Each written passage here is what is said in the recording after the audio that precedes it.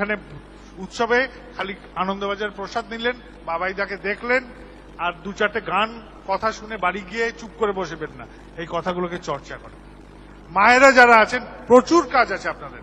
আপনারা যারা গৃহ সামলান, দুপুর বেলাটা যদি ফাঁকা থাকেন বেরিয়ে যাবেন, পাশের বাড়িতে চলে যাবেন, অন্দরমহলে ঢুকে যেতে পারেন প্রত্যেকটা মা, যেটা দাদারা পারে না। একদম ঘরের হেঁসেল অবধি আপনাদের অবাধ গতি। পাশের বাড়িতে যাবেন, গল্প করে আসবেন, ঠাকুরের কথা চর্চা করে আসবেন। যদি প্রয়োজন হয় তখন দাদাদের ডাকবেন যে এই বাড়িতে চলুন, ওখানে যাজন করলে দীক্ষা হবে।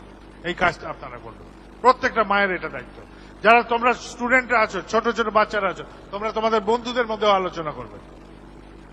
প্রত্যেকে আমরা চেষ্টা করবো, প্রত্যেকে এই ত্রিপুরায় যেখানে আছি আমরা এরকম ভাবে চেষ্টা করবো। প্রত্যেকটা নগরে, প্রত্যেকটা শহরে, প্রত্যেকে যেন আমার বাড়ি আর আমার পাশের বাড়ি, আমার পাড়াটুকু নিয়ে আমি চেষ্টা করি।